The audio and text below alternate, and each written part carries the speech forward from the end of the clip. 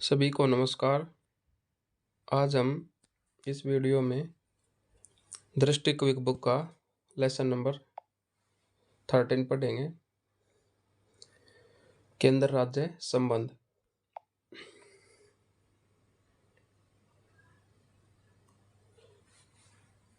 सबसे पहले है भूमिका। दोहरे शासन की व्यवस्था संघवाद की प्रमुख विशेषता है। भारत में भी संविधान ने शासन के दो स्तरों की स्थापना की है, जिसके केंद्र में एक संघीय सरकार तथा चारों तरफ परिधि में राज्य सरकारें हैं। ध्यातव्य है कि भारतीय संविधान में कहीं भी केंद्र सरकार का नामोल्लेख नहीं है, सर्वत्र संघ सरकार का ही उल्लेख किया गया है। किंतु राजनीतिक, प्रशासनिक एवं वित्तीय परियोजना के लिए केंद्र सरकार शब्द का व्यापक प्रचलन है। वस्तु संघ की बजाय केंद्र शब्द की व्यावहारिकता स्वीकार्यता यह रेखांकित कर देती है कि भारतीय संघवाद में केंद्राभिमुखता अंतर्निहित है, और फिर भी संघवाद की भावना के अनुरूप भारतीय संविधान एक राजनीतिक व्यवस्था में दोहरे शासन की स्थापना करता है। नेक्स्ट है भारतीय संविधान में केंद्र राज्य संबंधों से जुड़े प्रावधान भाग 11 में दिए गए हैं।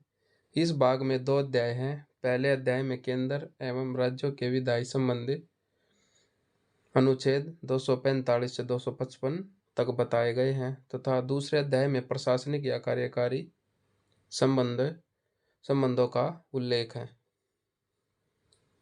प्रशासनिक का संबंध है अनुच्छेद 256 से 263 के बीच।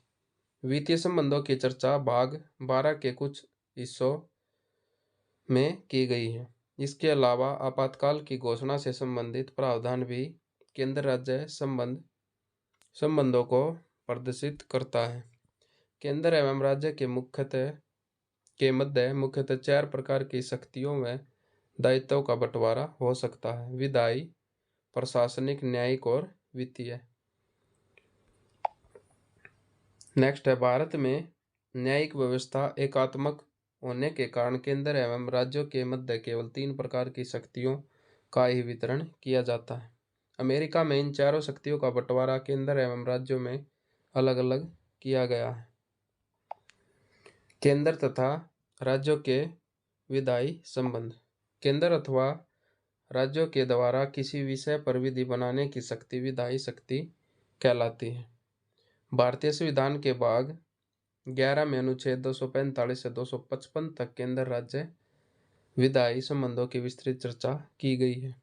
केंद्र एवं राज्य के मध्य विधायी शक्तियों के बंटवारे को हम राज्य क्षेत्रीय विस्तार एवं विषयों की दृष्टि से विधायी शक्तियां नामक शीर्षक से समझ सकते हैं।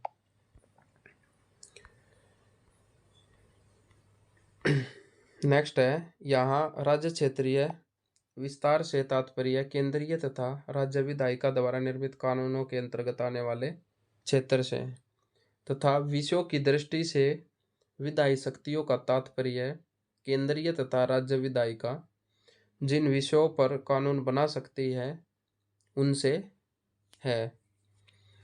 संविधान के अनुच्छेद 245(1) में यह प्रावधान है कि इस संविधान के उपबंधों के अधीन रहते हुए संविधान भारत के संपूर्ण राज्य क्षेत्र या किसी भाग के लिए विधि बना सकेगी, और किसी राज्य का विधानमंडल अपने संपूर्ण राज्य या उसके किसी भाग के लिए विधि बना सकेगा। संविधान द्वारा प्रदत्त यह शक्ति जहाँ केंद्र एवं राज्यों को विधि बनाने को प्रेरित करती है, तो वहीं संविधान के कई अनुच्छेद संसद व राज्य विधानमंडलों की शक्ति को सीमित भी करते हैं। जैसे संविधान की 7वीं अनुसूची में विधि निर्माण के विषय को केंद्र और राज्यों के मध्य 3 सूचियों में बांटा गया है। सबसे पहले संघ सूची, राज्य सूची और समवर्ती सूची। जहाँ संघ जहाँ संसद को संघ सूची से संबंधित किसी भी विषय पर कानून बनाने की विशेष शक्ति प्राप्त है, तो वहीं सामान्य परिस्थितियों में राज्य सूची में शामिल विषयों पर कानून बनाने की शक्ति राज्य को प्राप्त है, जबकि समवर्ती सूची के संबंध में केंद्र और राज्य दोनों को कानून बनाने की शक्ति प्राप्त है। नेक्स्ट है, वे विषय जो उपयुक्त तीनों सूचियों में सम्मिलित नहीं होते वे अवशिष्ट सूची के अंतर्गत आते हैं तथा इस सूची पर कानून बनाने का अधिकार संसद को है। इसमें राज्य व केंद्र कानून नहीं बना सकते। भारत में केंद्र को अवशिष्ट शक्तियां देने की व्यवस्था कनाडा के संविधान से ली गई है। केशवानंद भारती बनाम केरल राज्यवाद 1973 में सर्वोच्च न्यायालय ने अपने निर्णय में कहा कि संसद को संविधान के किसी भी प्रावधान में संशोधन की शक्ति है, लेकिन ऐसा करते समय संविधान का मूल ढांचा बना रहना चाहिए। संविधान का अनुच्छेद 13(2) इस बात पर रोक लगाता है कि कोई भी राज्य विधानमंडल मूल अधिकारों को छीनने वाला कानून नहीं बना सकता। यदि कोई विधि मूल अधिकारों को छीनती है या न्यून करती है तो बनाई गई प्रत्येक विधि उल्लंघन की मात्रा तक शून्य होगी। नेक्स्ट है, संविधान के कुछ अनुच्छेदों में राष्ट्रपति तथा कुछ राज्यों के राज्यपाल को ऐसे विनियम या निर्देश जारी करने की शक्ति प्राप्त है जो संसद या राज्य विधानमंडलों की विधियों पर हावी हो सकते हैं। संविधान का अनुच्छेद 245(2) यह प्रावधान करता है कि संसद सिर्फ भारत ही नहीं, भारत के राज्य क्षेत्र के बाहर के लिए भी कानून बना सकती है। व्यवहारिक तौर पर ऐसे कानून लागू करवाना संभव नहीं होता, किंतु सैद्धांतिक तौर पर प्रत्येक संप्रभु विधानमंडल के पास यह शक्ति प्राप्त होती है। नेक्स्ट है, अनुच्छेद 240 कुछ संघ राज्य क्षेत्रों दिल्ली, चंडीगढ़ को छोड़कर शेष सभी के लिए विनियम बनाने की शक्ति राष्ट्रपति को प्राप्त है। 5वीं अनुसूची में राज्यों को असम, मेघालय, त्रिपुरा व मिजोरम को छोड़कर इनके अनुसूचित क्षेत्र व अनुसूचित जनजातियों के प्रशासन एवं नियंत्रण के बारे में उपबंध है। किस सूची में है? 5वीं अनुसूची में। असम, मेघालय, त्रिपुरा व मिजोरम को छोड़कर। 6ठी अनुसूची में 4 उत्तर पूर्वी राज्यों असम, मेघालय, त्रिपुरा व मिजोरम में जनजातीय क्षेत्रों के प्रशासन से संबंधित उपबंध है। किसी राज्य विधानमंडल द्वारा निर्मित कानून अन्य राज्य क्षेत्र में भी लागू हो सकते हैं, बशर्ते राज्य यह साबित कर दे कि उस कानून का प्रयोजन अन्य राज्य क्षेत्र के लिए भी जरूरी है। राज्य क्षेत्रीय संबंध का सिद्धांत सर्वोच्च न्यायालय का निर्णय है। संसद की इस शक्ति को भारतीय दंड संहिता की धारा 3 व 5 जो भारत के राज्य क्षेत्र से बाहर किए जाने वाले अपराधों के संबंध में प्रावधान करती है, उसके द्वारा समझाया जा सकता है। संविधान के अनुच्छेद 246 में 3 सूचियों की चर्चा है, जिसे 7वीं अनुसूची में भी निर्दिष्ट किया गया है: संघ सूची, राज्य सूची और समवर्ती सूची। अनुच्छेद 248 का संबंध अवशिष्ट शक्तियों से है। ये शक्तियां संसद के पास है, न कि राज्यों के पास। अवशिष्ट शक्तियां सिर्फ संसद के पास है। अनुच्छेद 248(1) के अनुसार संसद को किसी ऐसे विषय के संबंध में जो समवर्ती सूची या राज्य सूची में शामिल नहीं है, विधि बनाने की अन्य शक्ति है। अनुच्छेद 248(2) यह प्रावधान करता है कि ऐसी शक्ति के अंतर्गत ऐसे कर के अधिरोपण के लिए जो उन सूचियों में से किसी में वर्णित नहीं है, विधि बनाने की शक्ति शामिल है। उदाहरण, इस प्रावधान के कारण 1994 में पहली बार सेवा कर या सर्विस टैक्स अस्तित्व में आया, तो वह पूरी तरह केंद्र को मिला था। अन्य उपबंध अनुच्छेद 2(3) संसद को राज्यों के पुनर्गठन से संबंधित विधि पारित करने की शक्ति देता है।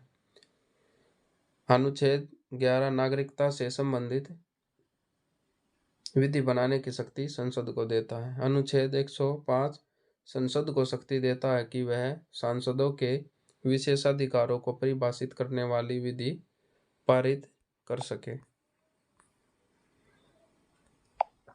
अनुच्छेद 169 किसी राज्य में विधान परिषद के निर्माण व समाप्त करने की शक्ति संसद को प्रदान करता है।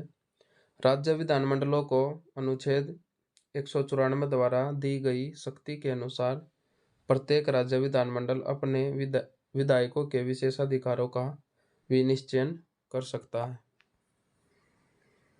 सूचियों का परिचय। केंद्र सूची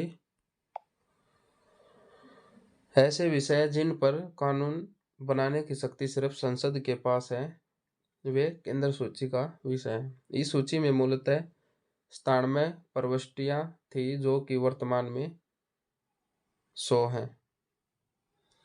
इसमें राष्ट्रीय महत्व के विषय शामिल है जैसे राष्ट्रीय सुरक्षा, सेनाएं और सशस्त्र बल, युद्ध तथा शांति, विदेश संबंध, अंतर्राष्ट्रीय मंचों से संबंधित निर्णय, रेल तथा वायु परिवहन, मुद्रा निर्माण, बैंक, बीमा, विदेशी पर्यटन, डाक, तार तथा टेलीफोन, रिजर्व बैंक, नागरिकता से जुड़े विषय, तेल, खनिज तथा खानों का विनियमन, सर्वोच्च न्यायालय तथा उच्च न्यायालय के गठन से जुड़े विषय, केंद्रीय तथा अखिल भारतीय सेवाएं जनगणना से जुड़े विषय इत्यादि। ये सब क्या है? संघ सूची या केंद्र सूची के विषय हैं।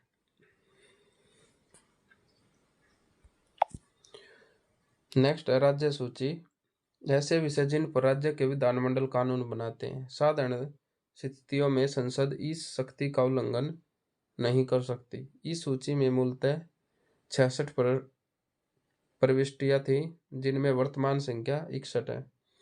इसमें क्षेत्रीय या स्थानीय महत्व के विषय शामिल है जैसे लोक व्यवस्था, पुलिस, स्थानीय शासन, कृषि, कृषि आय पर कर, लोक स्वास्थ्य और स्वच्छता, कारागार, मादक पेय पदार्थ का उत्पादन, सड़क परिवहन, भूमि और भवनों पर कर, नाट्यशाला, सिनेमा, खेलकूद और मनोरंजन, होटल, बाजार, धर्मशालाएं, विलासिता की वस्तुओं पर कर और पथकर आदि। नेक्स्ट है समवर्ती सूची। इसमें शामिल विषयों पर राज्य विधायिका एवं संसद दोनों कानून बना सकती है। राज्यों के कानूनों पर आपत्ति की स्थिति में संसद को यह शक्ति है कि वह स्वयं कानून बनाए जो सभी राज्यों पर लागू होगा। इस सूची में मूलतः 47 प्रविष्टियां थी, परंतु 42वें संविधान संशोधन अधिनियम 1976 द्वारा इस सूची में 5 और विषयों वन शिक्षा, वन्य जीवों और पक्षियों का संरक्षण, मापतौल, न्यायालयों का कार्य प्रबंधन इसमें शामिल किया गया, जो अब 52 हो गई है। इस सूची के कुछ विषय भ्रमण, आयोजन, शिक्षा, सुरक्षा, जनसंख्या नियंत्रण, समाचार पत्र, कारखाना, मूल्य नियंत्रण, दंड विधि, दंड प्रक्रिया संहिता और सिविल प्रक्रिया संहिता आदि। नोट है, ध्यातव्य है कि अब भी केंद्रीय सूची में अंतिम प्रविष्टि की संख्या 97 है, लेकिन कुल संख्या 100 है। दरअसल नई प्रविष्टियों को नई संख्या देने की बजाय पुरानी प्रविष्टियों को नए खंडों के रूप में जोड़ा गया है। इसमें प्रविष्टि संख्या 2 क, 92 क और 92 ख को जोड़ा गया है और प्रविष्टि 33 को हटाया गया है। इसी प्रकार राज्य सूची में अब भी अंतिम प्रविष्टि 66 है, किंतु प्रविष्टि संख्या 11, 19, 20, 29 और 36 को हटाया गया है। समवर्ती सूची में अंतिम प्रविष्टि संख्या 47 है, लेकिन इसमें कुल संख्या 52 है। प्रविष्टि 11 क, 17 क और 17 ख, 20 क और 33 क को जोड़ा गया है। सूचियों के निर्वचन का सिद्धांत। केंद्र एवं राज्यों के विवादों को सुलझाने के लिए सर्वोच्च न्यायालय द्वारा निश्चित किए गए कुछ सिद्धांतों के आधार पर सूचियों का निर्वाचन किया जाता है। सूचियों के निर्वाचन का सिद्धांत। संघ की सर्वोच्चता का सिद्धांत। यदि कभी संसद और राज्य की विधियों में विरोध होता है तो न्यायालय संसद की विधियों को प्राथमिकता देगा। इस सिद्धांत को प्रयोग में लाने से पूर्व निम्न 3 सिद्धांतों का प्रयोग किया जाना चाहिए। व्यापकतम अर्थ का सिद्धांत, समन्वयकारी निर्वचन का सिद्धांत, अनुषंगी शक्तियों का सिद्धांत।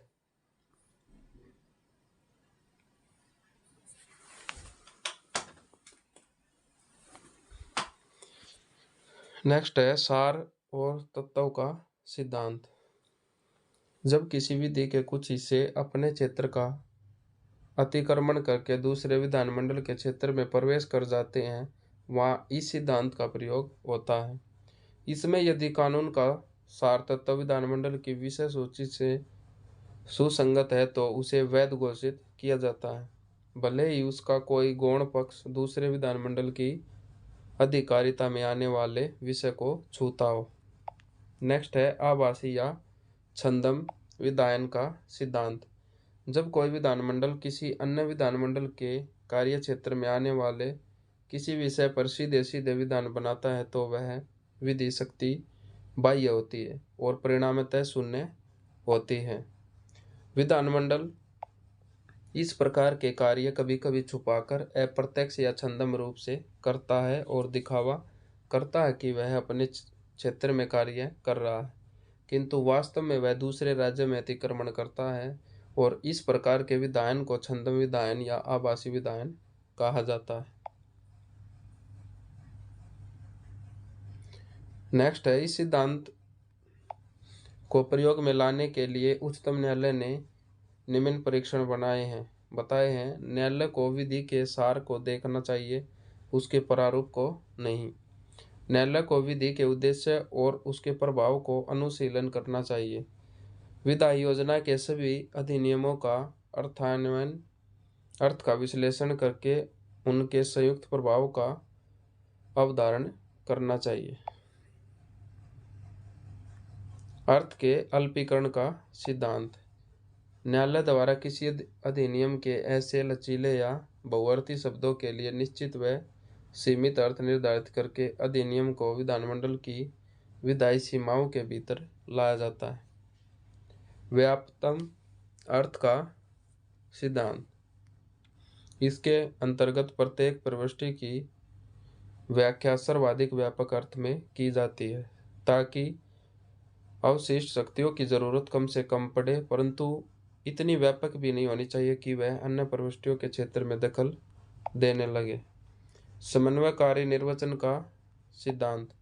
जहाँ तक संभव हो दोनों की सूचियों की विरोधी प्रतीत होने वाली प्रविष्टियों को साथ साथ पढ़कर उनमें संगति बैठाने का प्रयास किया जाना चाहिए। अनुषंगी शक्तियों का सिद्धांत। किसी प्रविष्टि का निर्वाचन इस प्रकार किया जाना चाहिए जिससे उस विषय से जुड़े अनुषंगी पक्ष उसमें शामिल हो जाए। नेक्स्ट है राज्य सूची पर संसद द्वारा कानून बनाया जाना। भारतीय संविधान की एक अद्वितीय विशेषता यह है कि यह संघात्मक होने के बाद भी संकट की स्थिति में एकात्मक हो जाता है, जिसका प्रमाण संकटकालीन स्थितियों में संसद को प्राप्त राज्य सूची के विषयों पर कानून बनाने की शक्ति से मिलता है। ऐसे कुछ प्रमुख प्रावधानों का उल्लेख अगर लिखित है जिसमें राज्य सूची के विषयों पर संसद द्वारा कानून बनाया जाता है। राज्यसभा के प्रस्ताव के आधार पर संविधान के अनुच्छेद 249 के तहत राज्यसभा संसद को राष्ट्रीय हित में राज्य सूची के विषयों पर कानून बनाने की शक्ति देती है। यदि राज्यसभा उपस्थित और मत देने वाले सदस्यों के 2/3 समर्थन से यह संकल्प पारित करती है कि राष्ट्रीय हित में यह आवश्यक है कि संसद राज्य सूची में शामिल किसी विषय पर विधि बनाए, तब संसद भारत या उसके किसी भाग के लिए उस विषय पर विधि बना सकेगी। ऐसा संकल्प किसी ऐसी अवधि तक प्रवर्त रहेगा जो उस संकल्प में निर्दिष्ट की गई हो, परंतु यह अवधि 1 वर्ष से अधिक नहीं होगी। राज्यसभा जितनी बार चाहे उपयुक्त विधि को इस संकल्प से आगे बढ़ा सकेगी। हर बार संकल्प का विस्तार 1 वर्ष के लिए होगा। संकल्प प्रवर्त न रहने पर संसद द्वारा निर्मित विधि 6 महीने की अवधि पूरे होते ही समाप्त हो जाएगी। नेक्स्ट है, जिस समय राज्य सूची के किसी विषय पर संसद द्वारा निर्मित विधि लागू रहेगी, उस दौरान राज्य विधानमंडल की भी शक्ति रहेगी कि वह उस विषय पर विधि पारित कर सके, किंतु राज्य विधानमंडल की विधि उस मात्रा तक अपरिवर्तनीय रहेगी जहां तक कि वह संसद द्वारा निर्मित विधि के विरोध में है।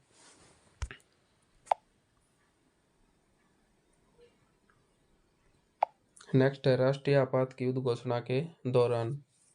राष्ट्रीय आपात की उद्घोषणा के दौरान संविधान के अनुच्छेद 250 के तहत संसद को राज्य सूची में शामिल विषयों पर भारत या उसके किसी भाग के लिए विधि बनाने की शक्ति होगी। ये विधि आपात की उद्घोषणा की समाप्ति के 6 महीने की अवधि पूरी होते ही समाप्त हो जाएगी। नेक्स्ट है, राज्यों की सहमति से या उनके अनुरोध पर। संविधान के अनुच्छेद 252 के अनुसार यदि 2 या 2 से अधिक राज्यों के विधानमंडल संकल्प पारित करके निवेदन करते हैं तो संसद राज्य सूची के किसी विषय पर कानून बना सकेगी। ऐसे कानून केवल उन्हीं राज्यों पर लागू होंगे जिनके विधानमंडलों ने संसद से कानून बनाने का निवेदन किया है। अन्य राज्य अपने विधानमंडल में इस आशय का संकल्प पारित करके उसे स्वीकार कर सकते हैं। ऐसे अधिनियम का संशोधन या निरसन संसद द्वारा ही किया जा सकेगा, राज्यों के विधानमंडलों द्वारा नहीं। ऐसे प्रावधानों के आधार पर संसद के कुछ कानून वन्य जीव संरक्षण अधिनियम 1972, जल प्रदूषण नियंत्रण व निवारण अधिनियम 1974, मानव अंग प्रतिरोपण अधिनियम 1994 आदि। अंतर्राष्ट्रीय करारों को लागू करने के लिए अनुच्छेद 253 के तहत संसद भारत सरकार द्वारा किसी अन्य देश के साथ की गई संधि, करार, अभिसमय या किसी अंतर्राष्ट्रीय सम्मेलन, संगठन या किसी अन्य निकाय में किए गए किसी भी निश्चय को लागू करने के लिए राज्य सूची के विषय में विधि पारित कर सकती है। ऐसी विधि भारत के संपूर्ण राज्य क्षेत्र या उसके किसी भाग के लिए हो सकती है। इन विधियों को किसी राज्य का विधानमंडल इस आधार पर चुनौती नहीं दे सकता कि उनकी शक्तियों में कमियां आई है। राष्ट्रपति शासन के दौरान संविधान के अनुच्छेद 356 के तहत यदि राज्य में राष्ट्रपति शासन लागू है तो राज्य के विधानमंडल की शक्तियां कुछ समय के लिए केंद्र को मिल जाती है।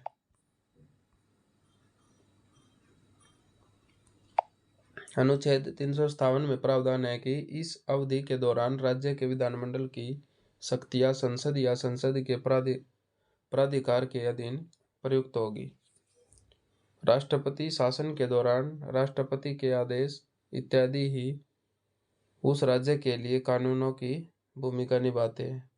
ऐसे कानून राष्ट्रपति शासन खत्म होने के बाद अपने आप समाप्त नहीं होते जब तक राज्य का विधानमंडल इन्हें निरसित न कर दे। नेक्स्ट है, राष्ट्रीय महत्व की संस्थाओं के संबंध में।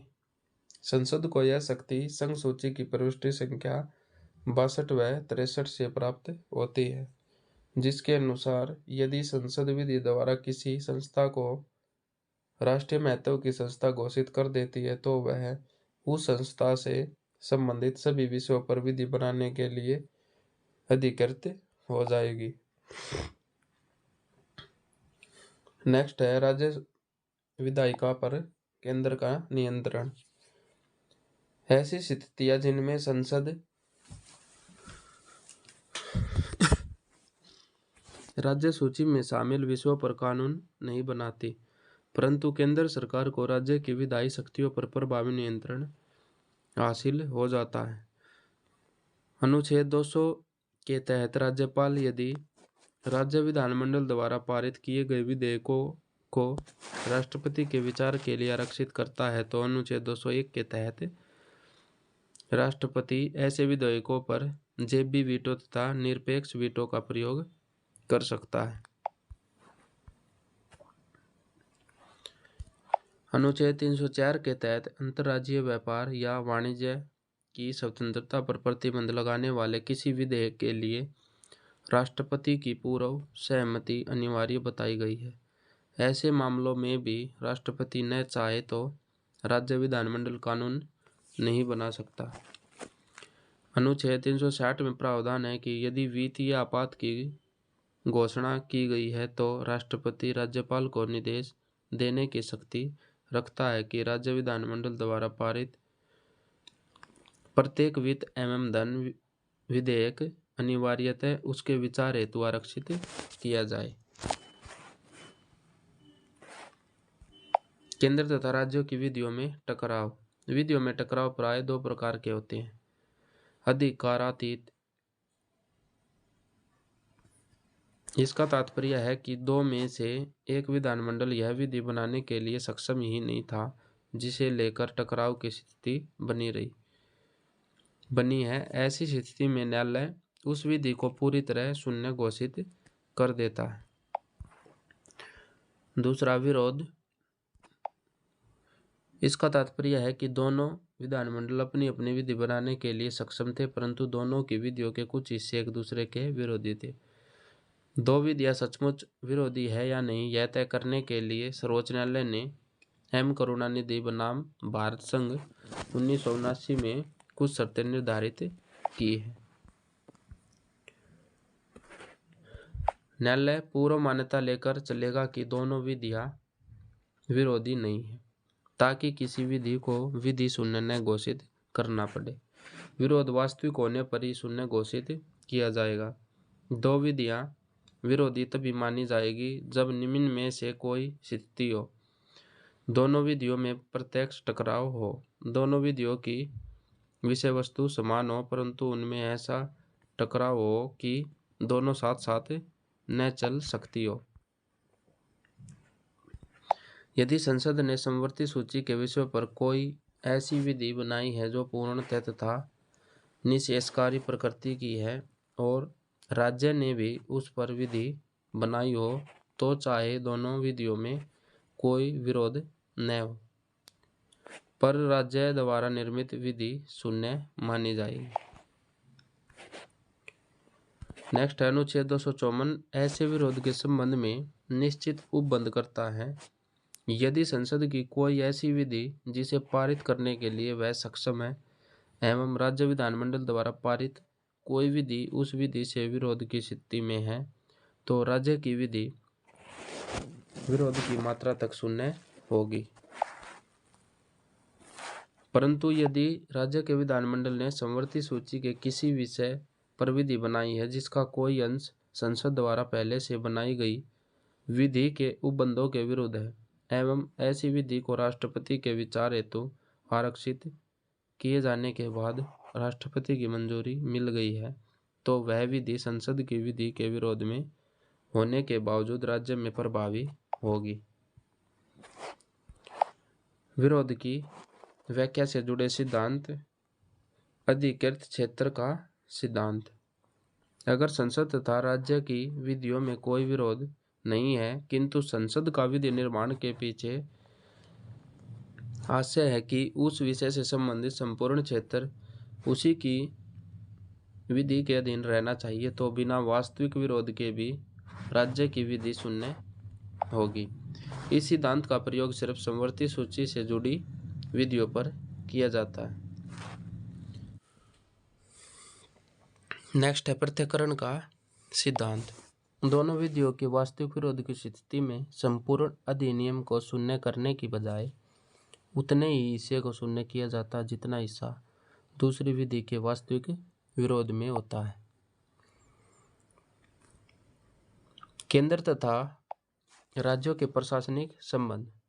संविधान के भाग 11 के अध्याय 2 में अनुच्छेद 256-263 तक केंद्र तथा राज्यों के प्रशासनिक संबंधों की चर्चा की गई है। प्रशासनिक संबंधों से तात्पर्य केंद्र व राज्यों की सरकारों के कार्यपालिका संबंधी तालमेल से है। सामान्य रूप में संघ तथा राज्यों के बीच शक्तियों का विभाजन किया जाता है, परंतु प्रशासनिक शक्तियों के विभाजन में संघीय सरकार अधिक शक्तिशाली है और राष्ट्रीय हितों को ध्यान में रखते हुए राज्य सरकारों के प्रशासन पर संघ का पूरा नियंत्रण किया गया है। केंद्र तथा राज्यों में प्रशासनिक संबंध। सामान्य काल में प्रशासनिक संबंध कार्यकारी शक्तियों का सामान्य बंटवारा, राज्यों को निर्देश देने की केंद्र की शक्ति, कर्तव्यों का आदान प्रदान, अखिल भारतीय सेवाएं, अन्य संवैधानिक प्रावधान, संविधानेतर प्रावधान। और आपातकाल में प्रशासनिक संबंध अनुच्छेद 352, अनुच्छेद 356 और अनुच्छेद 366। कार्यकारी शक्तियों का सामान्य बंटवारा। ये शक्तियाँ केंद्र तथा राज्यों की विधायी शक्तियों के समानांतर है, अर्थात जिन विषयों पर विधि बनाने की शक्ति संसद के पास है उन पर प्रशासन करने की शक्ति केंद्र के पास है, एवं जिन विषयों पर विधि बनाने की शक्ति राज्य के पास है उन पर प्रशासन भी राज्य सरकार करती है। परंतु यदि संसद कोई ऐसी विधि बनाए जिसके तहत इस विषय से जुड़े प्रशासनिक कर्तव्य भी केंद्र सरकार को सौंपे गए हो तो संबंधित प्रशासनिक शक्तियाँ केंद्र को मिल जाती है। केंद्र की प्रशासनिक शक्ति पूरे देश पर लागू होती है, जबकि राज्य की प्रशासनिक शक्ति सिर्फ अपने राज्य क्षेत्र के भीतर लागू होती है। राज्य को निर्देश देने की केंद्र की शक्ति। भारतीय संविधान के अनुच्छेद 365 में यह प्रावधान है कि जहां इस संविधान के किसी उपबंध के अधीन संघ की कार्यपालिका शक्ति का प्रयोग करते हुए दिए गए किन निर्देशों का अनुपालन करने में या उनको प्रभावी करने में कोई राज्य असफल रहता है, वहाँ राष्ट्रपति के लिए यह मानना विधिपूर्ण होगा कि ऐसी स्थिति उत्पन्न हो गई है जिनमें उस राज्य का शासन इस संविधान के उपबंधों के अनुसार नहीं चलाया जा सकता। तो ऐसी स्थिति में अनुच्छेद 356 का प्रयोग करके उस राज्य में राष्ट्रपति शासन या राज्य आपात लागू करना केंद्र सरकार के लिए उपयुक्त होगा। संविधान के कुछ अनुच्छेदों में बताया गया है कि राज्य सरकारों को केंद्र सरकार किन विषयों पर निर्देश दे सकती है। ऐसे प्रमुख उपबंध इस प्रकार है। अनुच्छेद 256 के तहत प्रत्येक राज्य की कार्यपालिका शक्ति का प्रयोग इस प्रकार किया जाएगा कि उसके राज्य क्षेत्र में संसद की विधियों का अनुपालन सुनिश्चित रहे। अनुच्छेद 257 एक, जहाँ किसी राज्य के राज्य क्षेत्र में केंद्र सरकार को अपनी कार्यपालिका शक्ति के प्रयोग की छूट देता है तो वही अनुच्छेद 257(2) के तहत केंद्र सरकार राज्य को ऐसे संचार साधनों के निर्माण तथा रखरखाव के लिए निर्देश दे सकती है जिन्हें उस निर्देश में राष्ट्रीय या सैनिक महत्व का बताया गया है। अनुच्छेद 257(3) के तहत केंद्र सरकार राज्यों को रेलों के संरक्षण के संबंध में निर्देश दे सकती है। अनुच्छेद 257(4) यह व्यवस्था करती है कि यदि केंद्र सरकार अनुच्छेद 257(2) या अनुच्छेद 257(3) किसी राज्य में रेलों के संरक्षण के लिए किए जाने वाले उपायों के बारे में राज्य को निर्देश देना, उसके तहत राज्य सरकार को कोई निर्देश देती है और उनका अनुपालन करने में राज्य को निर्देश नहीं दिए जाने की स्थिति की तुलना में अधिक धनराशि खर्च करनी पड़ती है तो केंद्र सरकार उस अतिरिक्त खर्च का भुगतान करेगी। यह राशि दोनों सरकारों के आपसी करार से तय होगी एवं विवाद की स्थिति में यह राशि भारत के मुख्य न्यायाधीश द्वारा नियुक्त मध्यस्थ द्वारा निर्धारित की जाएगी। अनुच्छेद 339(2) के माध्यम से जहां केंद्र सरकार राज्य सरकार को उसके भूभाग में रहने वाली अनुसूचित जनजातियों के लिए आवश्यक योजना को बनाकर उसके निष्पादन के संबंध में राज्य सरकार को निर्देश दे सकती है, तो वहीं अनुच्छेद 350 के तहत प्रत्येक राज्य को यह जिम्मेदारी दी गई है कि भाषाई अल्पसंख्यक वर्ग के बच्चों को प्राथमिक स्तर की शिक्षा मातृभाषा में दिलाने का प्रयास करे। केंद्र सरकार राज्य सरकार को ऐसी सुविधाओं की उपलब्धता सुनिश्चित कराने के लिए निर्देश दे सकती है। कृत्यों का आदान प्रदान। अनुच्छेद 258 राष्ट्रपति किसी राज्य सरकार की सहमति से उस सरकार या उसके अधिकारियों को केंद्र की कार्यपालिका में शामिल विषय से संबंधित शक्तियां तथा कृत्य सौंप सकता है। संसद। अनुच्छेद 258(2) संसद अपनी किसी विधि के तहत किसी राज्य सरकार या उसके अधिकारियों को ऐसे कृत्य व शक्तियां सौंप सकती है जो वह उचित समझे, चाहे वह कृत्य राज्य की विधानमंडल शक्तियों के परे हो। ऐसा करने के लिए राज्य सरकार की सहमति की आवश्यकता नहीं होती।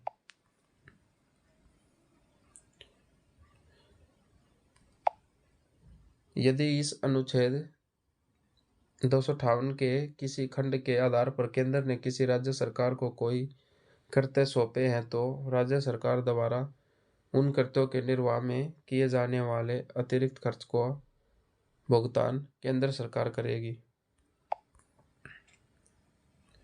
अनुच्छेद 258 के संघ को कृत्य सौंपने की राज्यों की शक्ति। संविधान में किस बात के होते हुए भी किसी राज्य का राज्यपाल भारत सरकार की सहमति से उस सरकार को या उसके अधिकारियों को ऐसे किसी विषय से संबंधित करते हैं जिन पर उस राज्य की कार्यपालिका शक्ति का विस्तार है, सशर्त या बिना शर्त सौंप सकेगा। और अनुच्छेद 258 के 7वें संविधान संशोधन अधिनियम 1956 द्वारा जोड़ा गया।